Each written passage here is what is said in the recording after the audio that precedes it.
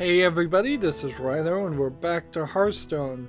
The new expansion is available for viewing via my collection, so let's look at that and look at the new cards and think about how we will be building our new decks when that expansion comes out. And I believe on December 4th is my guess as far as the day it comes out. Hearthstone's not very specific and they like to change the dates on you. So you have to go into crafting mode and click include uncraftable materials. Then you come down and filter just by the new expansion, Rumble. This kind of Rastakhan's Rumble or something like that. I've not bothered to even learn the name on how to pronounce it. It's pretty tricky. And last time we looked at rogue cards and we were alright with them, but not super excited by them. Now we're going to look at the Shaman cards. First one we have is a 1-mana spell called Totemic Smash. It's a common spell. It deals 2 damage and it has this new key phrase Overkill to summon a basic totem. My understanding of Overkill is if you use this on something that was, let's say, a 0 attack 1 health minion, the fact that you do 2 damage, thus 1 damage over the amount necessary to kill it, you would trigger this overkill effect and summon a basic totem. I don't believe, but it's possible that it works this way. If this was to deal, say, 10 damage to a 0 attack 1 health minion, it probably would not trigger this 9 times, for like 1 time for each damage over the amount needed to kill. That would be cool. In this instance, it really wouldn't even do that much, though. After you have all 4 of the basic totems, there's kind of not a lot of reason to have 4 more. Although there could be a couple of reasons I could think of. Some of the basic totems give you spell damage +1. Some of them give you healing +1 to all your minions at the end of the turn. Some of them are taunt minions. So yeah. So, maybe worth it, but probably not, honestly. The odds that it would be the second turn, because if you played this the first turn, it wouldn't even work with the overkill. So it'd have to be the second turn that you played this, and let's say you had 2 copies of it, and you killed 2 0/1 minions that your opponent summoned. I mean, all you're really getting at that end of that second turn is the fact that you have 2 totems when you could have had 1 just using your hero ability. Doesn't feel like it's doing that much unless we run into something that says for every basic totem you've summoned this turn gain +1/+1 or something like that. If there's some kind of synergy there, maybe that would start to make some sense. And that might be, there might be cards in the neutral section when we look at the neutral cards that might explain that a little bit more. Next we have a 1-mana 2 attack 1 health minion called the Wartbringer, which is not the Warbringer. Wart, W-A-R-T, would be, I think, the inedible part of hops when making alcohol. I don't think you eat the wart. I think that's what that means, or it could be a wart as in a viral infection under your skin. Either way, whatever his name means, it doesn't matter. I'm wasting time here. As a battle cry, if you played 2 spells this turn, deal 2 damage. So you'd have to play this on the 3rd turn, basically, and play a 1-mana spell and a 1-mana spell. Like, again, like 3rd turn, play 2 of these, and then play this to do 2 more damage. Still don't really feel like this is worth it. This probably, if you ignore the battle cry, is a fine card, like a 2 attack 1 health minion, but yeah, I don't think the battle cry is really adding too much in practical use. Next we have a 2-mana spell that's an epic legendary called Big Bad Voodoo. Give a friendly minion death rattle, summon a random minion that costs 1 more. So, that might work for some basic totems. Or, I mean, in general it would work for anything. But you kind of need to play something like this on a charge or rush minion to get a really good value out of it. And you kind of would want to play something like this twice on a minion to really bump them up. I'm really not sold on this card. The fact that you only have 30 cards that you can have in a deck makes you have to really evaluate how useful is a card going to be on average. And while this is the kind of card that would be amazing when it gets used properly, in most play it probably would not be used properly or not be used at all. Moving on, we have a 2-mana, 1 attack, 3 durability weapon called the Lickum. Has +2 attack when you have overloaded mana crystals. Now, if you're going to play an overload deck, I imagine this might make some sense to add it. There's probably not been any kind of weapons that synergized with overload cards up until this point. And I'm not sure that there actually have been enough overload cards to have like 30 overload related cards in a Shaman deck. So this probably would play very nicely in there. Although only in an overload deck. If you're playing a deck that has like 1 card that overloads things, I wouldn't play this. And I wouldn't also play 1 card that overloads things. And depending on how many cards you have, I could see newer players having to play that way. Next we have a 3-mana, 3 attack, 3 health elemental. I do believe this might be the first elemental that wasn't in the mage set that we've seen. Everything else has not really been focused on that for this expansion, which isn't surprising. This elemental is called the Bog Slosher. It's like, what is this? Blue is rare. It has a battle cry to return a friendly minion to your hand and give it +2/+2. Trying to think of a Shaman card that you'd want to return to your hand and give it +2/+2. There's a couple certainly. Anything it would work pretty well with, but there's a couple in particular that had those cards get buffed enough so that they wouldn't get killed and attacked in a single turn.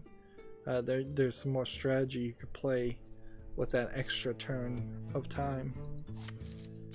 Next we have a 3-mana spell called Haunting Visions. The next spell you cast this turn costs 3 less. Discover a spell. This seems really overpowered for 3 mana, so I guess it's a great card. Like, the next spell you cast this turn costs 3 less, and you discover a spell. So you play this on the 3rd turn, you have no spell. You discover a spell that costs 3 or less, you can play that spell for free. The thing about this that would be a negative is there's no logic behind this. Like, you really couldn't be chasing after a specific spell as a Shaman doing this. And the main spell that you would be chasing after if you're playing as the Shaman is the 5-mana cost Bloodlust. So, and odds of you getting Bloodlust isn't amazingly high. I suppose if you have nothing better, this is probably a decent card, but probably is too random for most people who are trying to get victory and don't want to just play wild and crazy in their gameplay style. Next we have a 3-mana, 0 attack, 3 health minion called Spirit of the Frog. It has stealth for 1 turn. Whenever you cast a spell, draw a spell from your deck that costs 1 more. So let's say you played this on the 9th turn. Next turn comes around, it's the 10th turn. What can I do there?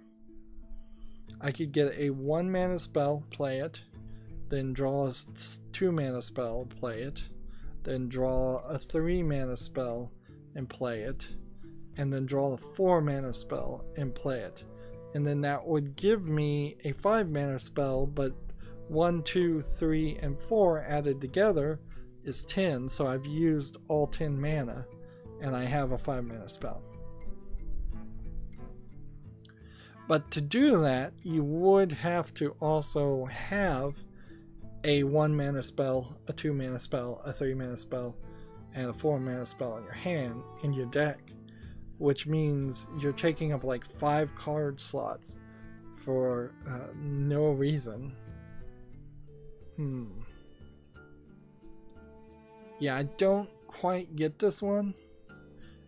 More realistically, you play this on the 3rd turn and you play a 4 mana spell and you get Bloodlust as a 5 mana spell. That makes a lot more sense. I don't know what 4 mana spell you'd really want to play though. But yeah, this might be playable, but it seems like it's kind of just barely doing anything. I'm not sold on this one at all. Next we have a 3 mana, 1 attack, 3 health legendary minion called Zentimo. Whenever you target a minion with a spell, it also targets the adjacent ones. Okay. So then we'd have to think about, is there enough enchantments under the Shaman class that this would make sense? Could I potentially play this and, let's say, play something like this to then play a bunch of enchantments to beef up 3 minions at the same time? Like, this feels like something that might work if you had a half Murloc deck and a half spell deck, but I'm not sure you really need that or whether that's helpful. So again, I'm not 100% sure on this. And like, as far as targeting minions with a spell, that means you actually have to target a minion, so doing a spell that did 2 damage to all enemies would not also then do 2 damage to all adjacent enemies, because you hadn't actually targeted a specific minion.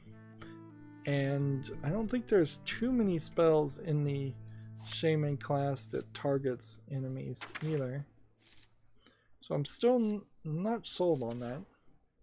Next we have a 6 mana, 4 attack, 6 health beast minion called Kragwa the Frog. Battlecry, return all spells played last turn to your hand.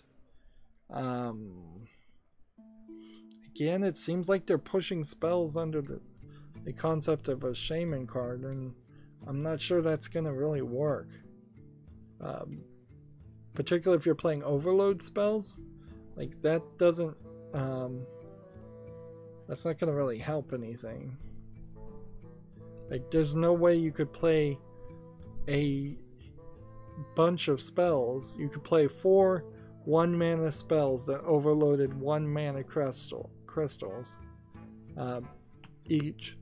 That way, on your 10th turn, you could still play a 6 mana spell, this 6 mana minion, to get back those 4 1-mana spells that locked 1 mana crystal. Although I guess they don't have to be 1 mana spells that lock 1 mana crystal, they just have to be any cost spells that lock 1 mana crystal each. And then you would have to wait your next turn to play those again. So that seems completely impractical and ridiculous to try to do that. So you couldn't play this with overload spells. You have to play with Shaman regular spells, which I don't think there are too many of those. Finally, we have a 6-mana spell, Reign of Toads. Summon 3/2/4 toads with taunt, overload 3. If you're playing an overload deck, this sounds like a pretty good deal. But maybe not so much if you're not playing an overload deck. Let's see, I just kind of want to look at these standard Shaman cards and see really if there's something I'm missing here. Shudderwalk from the Witchwood. I'm tired of seeing people play this card, so I'd like to see it either nerfed or removed completely. And I'm sure a lot of people would be upset about that, but too bad. I'm tired of playing against people that play Shudderwalk and it takes 20 minutes for them to win. I suppose at some point I should just concede as soon as somebody plays Shudderwalk, because there's no reason to stay. So if you have this passive hero power, after you play a minion, add a random Shaman spell to your hand. I guess that would be slightly useful. Let's see, transform your minions into random legendary minions. Maybe you could play towards that. This is an overload card. Volcano is an overload card.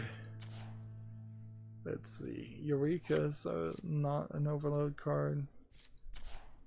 Transform your minions into random ones that cost 1 more to transmute some more. Yeah, I don't think that synergizes. Bloodlust, still pretty good. See, the only reason you're even playing an overload deck is because this classic overload card is still totally playable. You could play Hex. This is an overload card. Yeah, almost all their spell cards are overload cards. There's a small handful of ones that aren't. Your next spell cards, your next spell this turn costs twice as much. That's probably not worth playing anymore. Oh, cast twice, not cost twice. Okay, that's totally worth playing. But I don't know what you'd actually play.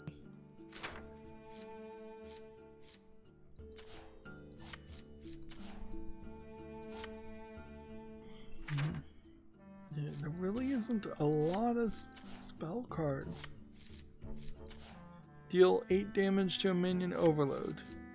Casting that twice is probably not necessary. Still pretty playable to play a Murloc deck with the Shaman. Although we haven't seen any new Murloc cards, which is alright. I suppose we probably don't need any more.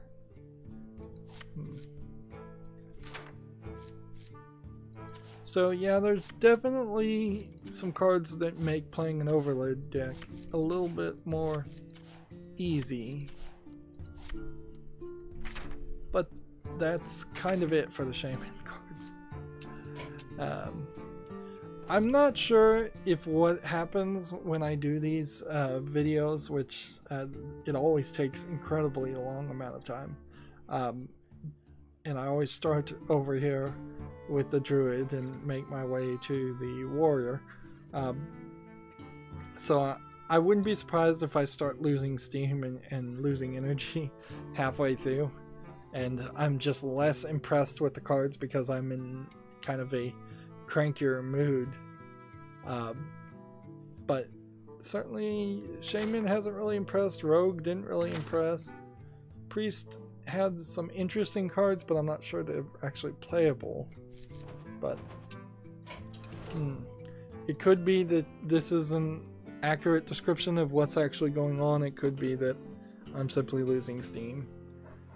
Either way, we've got 2 more hero classes to do, and then the neutral cards, and then I'll be done. So, and I am done with this video, so as always, I ask you to like, share, subscribe, comment, and watch every second of my videos. If you want to friend or follow me on any social media sites, there's a whole bunch of links down below the description box. And if you want to support me even further, there are links to Patreon, or you can friend me on Steam and gift me a game. Thank you for watching. Have a good evening.